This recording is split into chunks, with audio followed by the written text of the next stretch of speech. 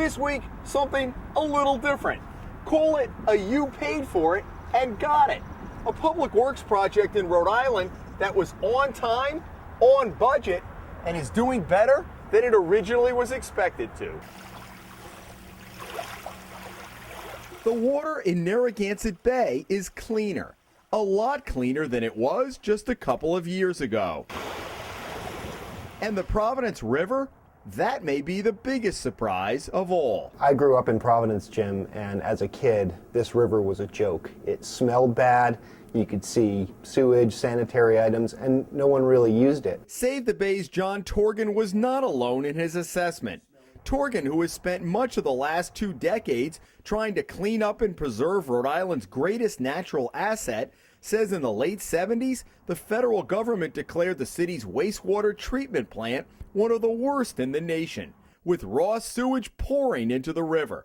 That led to the formation of the Narragansett Bay Commission, which took over treatment operations of the city's sewage at Fields Point. Back in the 1980s and the early 90s, every single time it rained, you had millions of gallons of raw sewage and stormwater pouring into the river, and it would close shellfish beds, too much bacteria to even open the swimming beaches. It was disgusting. Now, 30 years later, the water quality has improved dramatically in Narragansett Bay and even the Providence River, which has been permanently closed to swimming and shellfishing. The reason? The $350 million Phase 1 of a combined sewer overflow project, which went online 2.5 years ago. Now, when there's a ½ inch of rain or more, the results are much different. Since the tunnel went online, 2.75 billion gallons of sewage that otherwise would have gone out into the bay has now been captured and treated.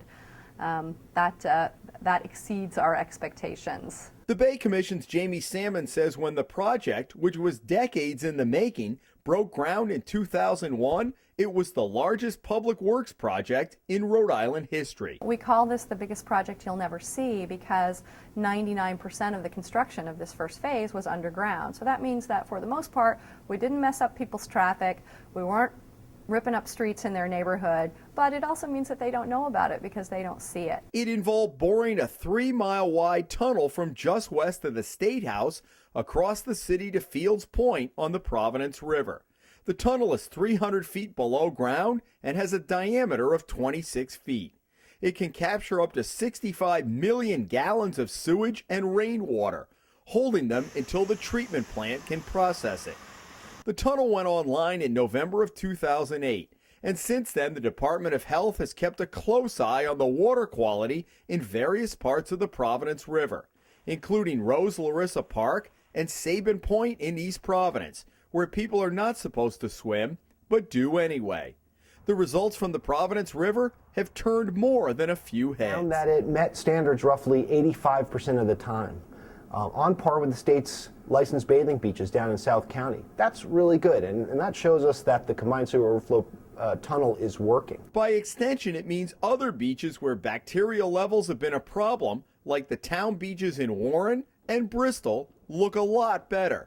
The containment tunnel, which leads to a pumping station just off Allens Avenue, is the reason.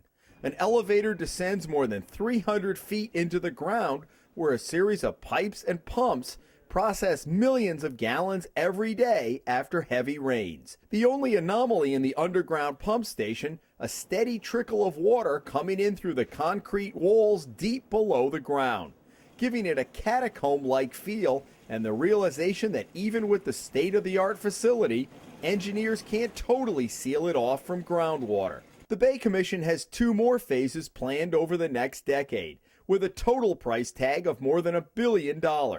And that cost has been picked up by the Commission's 80,000 customers. They've seen their sewer bills triple over the past 10 years.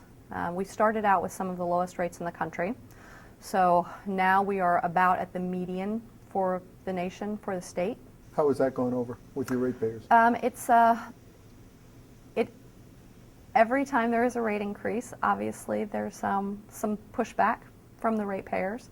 I think for the most part, the people of Rhode Island and especially the ratepayers of the Narragansett Bay Commission realize what an important environmental project this is. For years, the dividing line on closure has been the Kennemicut Light across to Nayet Point in Barrington.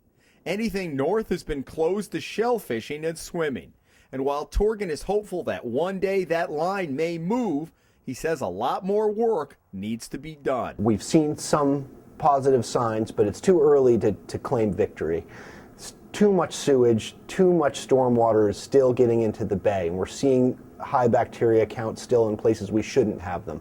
In the South County coastal ponds, places like Bonnet Shores, places like the Newport First, Second, and Third Beach. Those places should never close. They should, Scarborough, they should always be open, and we have a ways to go to address that.